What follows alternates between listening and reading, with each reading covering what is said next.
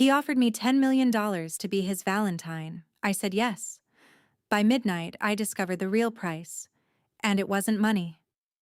Maya Robinson's hands trembled as she poured champagne into crystal flutes.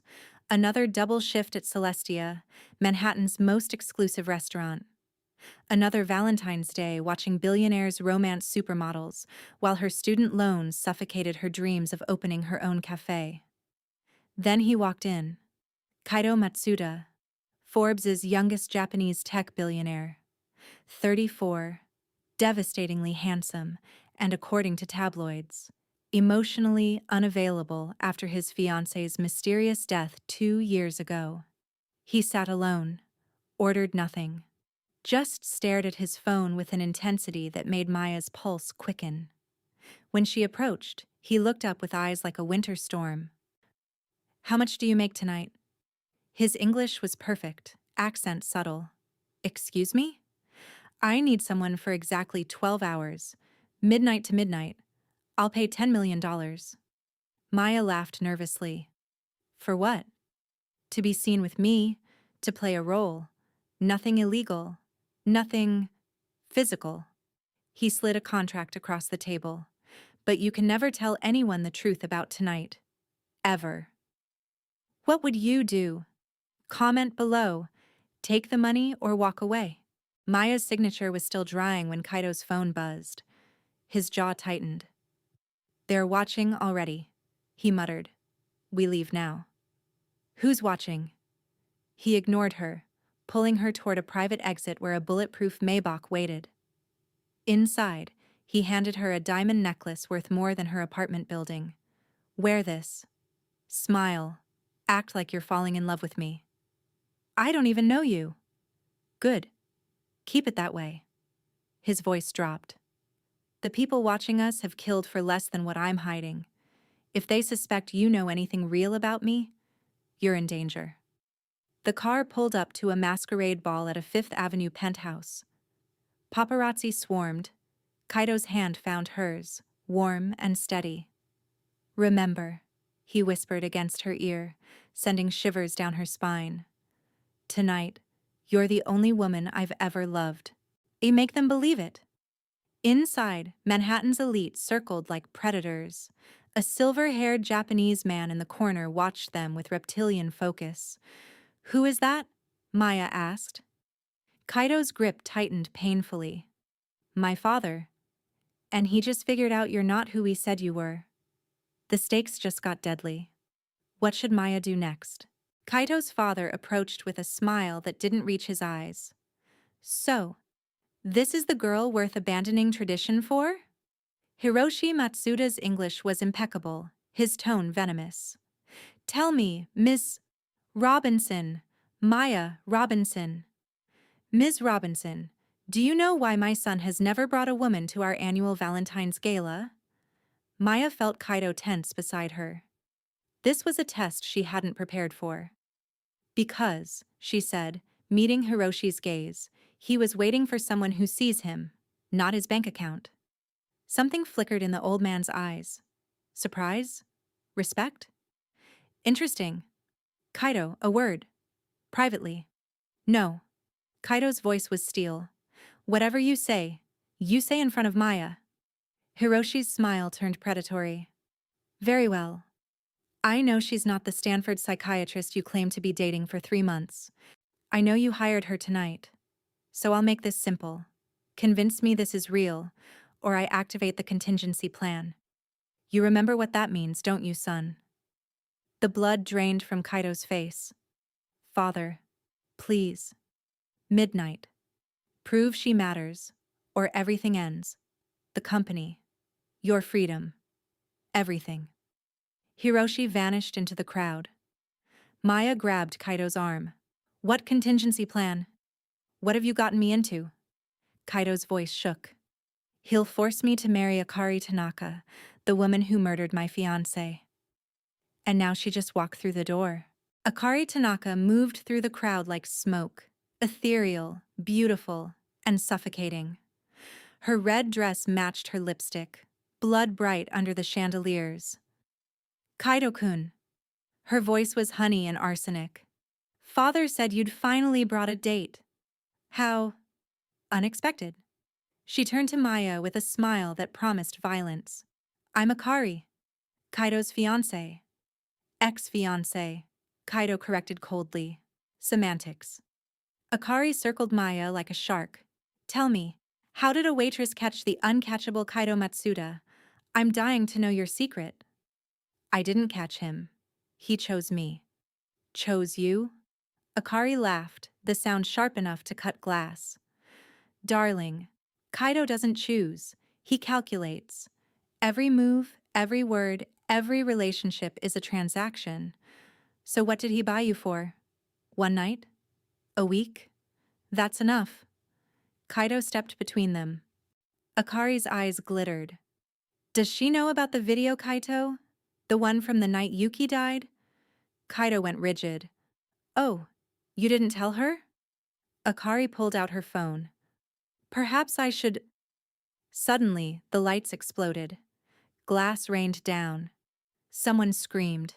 When Maya's eyes adjusted, Akari was on the floor, blood pooling around her head, and Kaido's fingerprints were all over the champagne bottle beside her.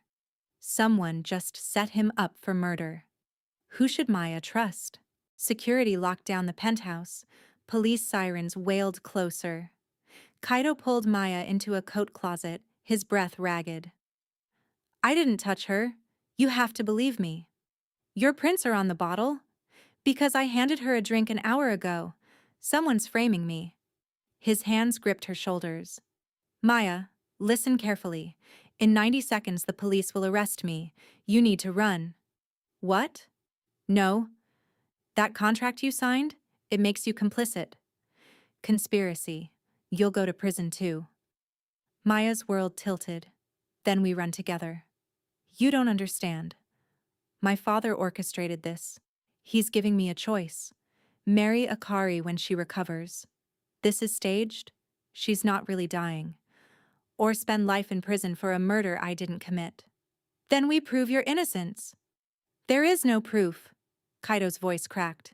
2 years ago, my fiancé Yuki discovered my father's company was trafficking women through our tech contracts.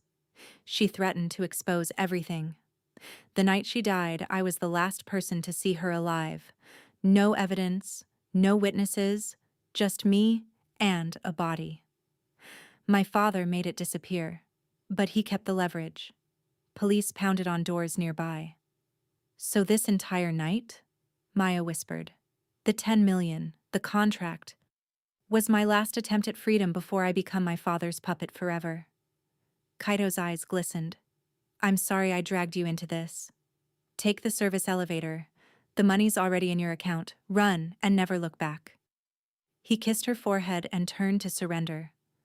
Maya grabbed his hand. I'm not running, and I know how to prove you're innocent. At 9:47 p.m. you handed Akari a drink, Maya said rapidly. But she was attacked at 10:23, 36 minutes later. So? So DNA degrades on glass. If your prints are the only ones on that bottle, the police will know it was planted. Someone wiped it clean and pressed your fingers to it while you were distracted. Kaido stared at her. How do you know that? Criminal justice minor. Dropped out. But I remember enough. Maya's mind raced. Who had access to you in that 36-minute window? Everyone at the party. Hundreds of people. No. Who touched you? Physically? Kaido's eyes widened. Your father. When he pulled me aside for that private conversation, he grabbed my wrist, said he was checking my pulse, that I looked ill. He was taking your prints. Police voices grew louder. There's more, Maya said. Akari called you Kaito-kun. That's intimate, familiar. But you called her just Akari. You were never actually engaged, were you? No. My father arranged it after Yuki died. I refused. So she has motive to frame you, force the marriage by eliminating every other option. Maya grabbed his phone. Do you have security cameras in your office? Yes, but... Your father's confession about the contingency plan. If he was in your office when he made those threats earlier today, we have it on video. Kaido pulled up the app. Scrub to 3 p.m. The footage made them both stop breathing. Hiroshi Matsuda stood in Kaido's office, but he wasn't alone. The police commissioner was with him. Counting cash. Your father owns the NYPD. We can't go to the police. There's someone who can help, Kaido said, pulling Maya toward a hidden panel in the closet. Someone my father fears. The panel opened to a steel staircase descending into darkness. This building has tunnels, he explained. Prohibition era. They connect to half of Manhattan's underground. They descended 3 stories into a warren of brick passages.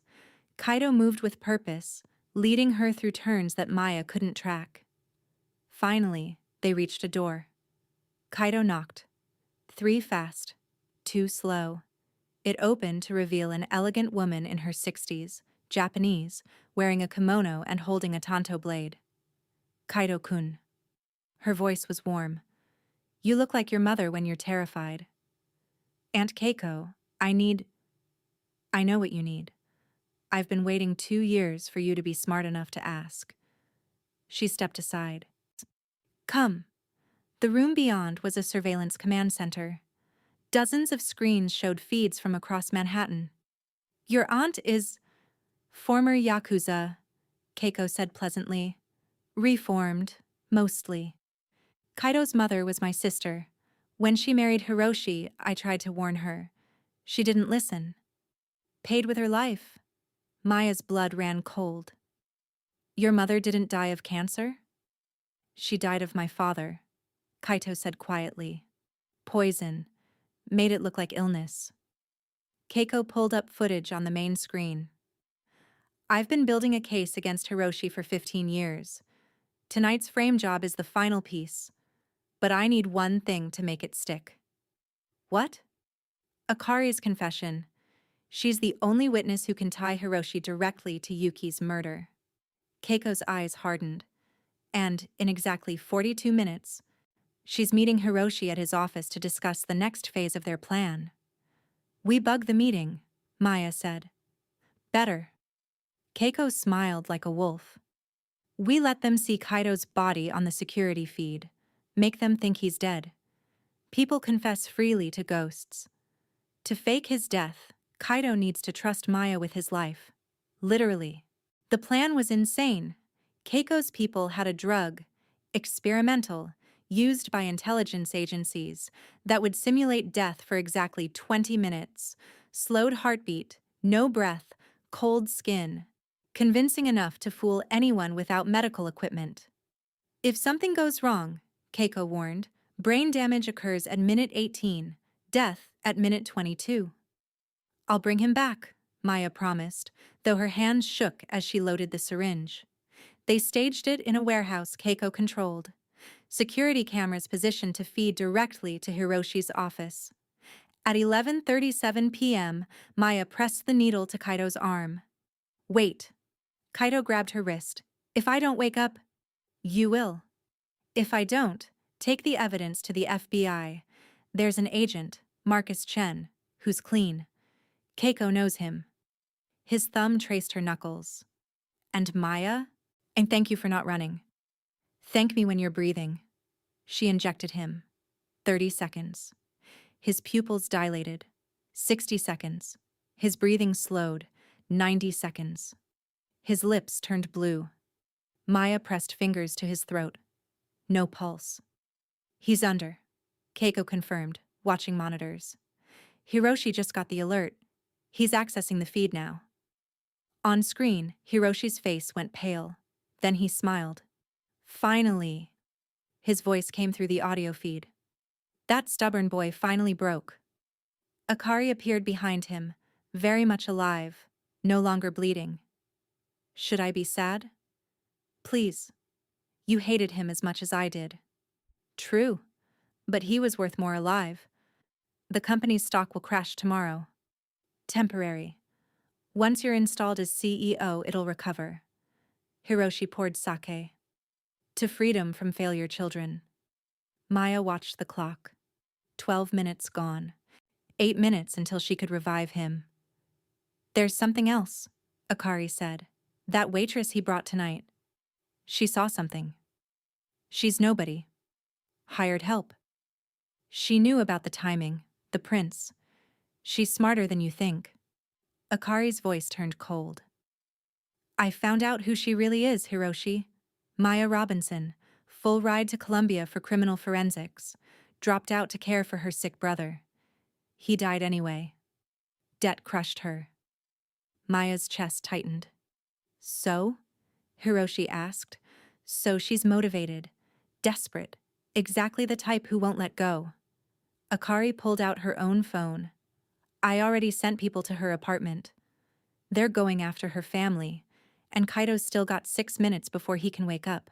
"We have to go," Maya said, starting toward the door. "My sister lives with me." Keiko grabbed her arm. "You leave now. The audio cuts. We lose the confession." "My sister could die. And Kaido will die if you don't bring him back in exactly 5 minutes and 40 seconds. Maya looked between Kaido's corpse-still body and the exit. Her sister's face flashed in her mind. 23, working 2 jobs, finally stable after years of grief. The monitor showed Akari making a call. "It's me. The sister is home? Good. Make it look like a robbery." "Please," Maya begged Keiko. "Send your people. They're 20 minutes out. 4 minutes left." On screen, Hiroshi leaned back, satisfied. "You know what I realized tonight? Kaido was right to care about that waitress. She made him human again. Weak. That weakness killed him." "Poetic," Akari agreed. "Should we discuss Yuki now? Make sure our stories align for when the FBI inevitably investigates?" "What's to discuss? She fell. Tragic accident. She fell because I pushed her."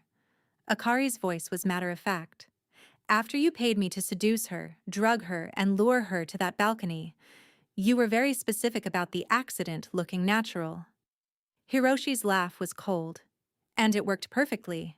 My moral son suspected, but he could never prove it." 3 minutes.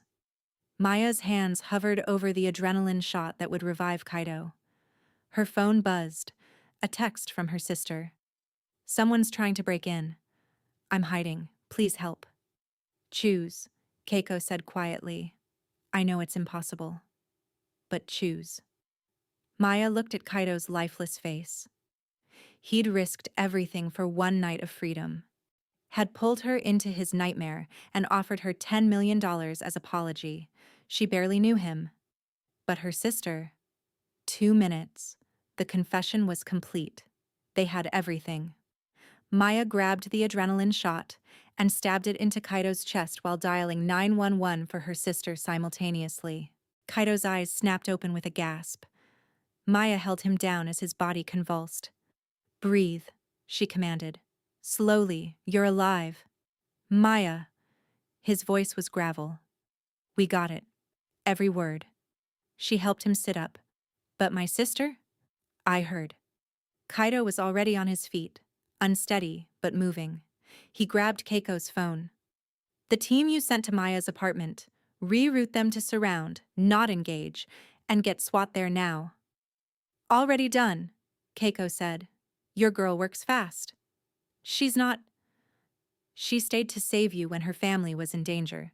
That's not a business transaction anymore." Sirens wailed outside. Not for them. For Hiroshi's office. "The FBI," Keiko explained. "Agent Chen is moving now. We're streaming him the confession in real time." On the monitors, federal agents stormed Hiroshi's office. The old man's face transformed from smugness to shock to cold rage in seconds. "This is impossible," he snarled. "My son is dead. I watched..." "You watched a performance," Agent Chen said, "courtesy of Kaido Matsuda, who is very much alive and very much the key witness against you." Akari lunged for the window. Agents tackled her. Maya's phone rang, her sister, crying but safe. SWAT had arrived before the intruders could break in. Kaido's hand found Maya's. squeezed gently. It's over, he breathed. But Keiko was staring at another monitor. No, it's not. She pulled up a news feed. Breaking news. Matsuda Industries board votes emergency meeting, stock plummeting, hostile takeover imminent. Your father had a contingency plan for his contingency plan, Keiko said grimly. If he falls, the company self-destructs. My thousands of employees lose everything. Your mother's legacy, gone. Kaido's jaw clenched. How long? Trading opens in 8 hours. The acquisition bid goes through at market open, unless someone with majority proxy votes blocks it. I don't have majority. No. Keiko's eyes glittered. But the board members loyal to your mother do. They've been waiting for you to be strong enough to lead. Tonight proved you are. I need to call them. Now. You need to do something else first. Keiko pulled up one final screen. Security footage from the warehouse, time-stamped 23 minutes ago. Showing Maya with the adrenaline shot, phone in other hand, making an impossible choice. The board won't follow strength, Keiko said. They'll follow someone who knows what matters, and she just showed them. Kaido turned to Maya. His eyes held something that looked like wonder.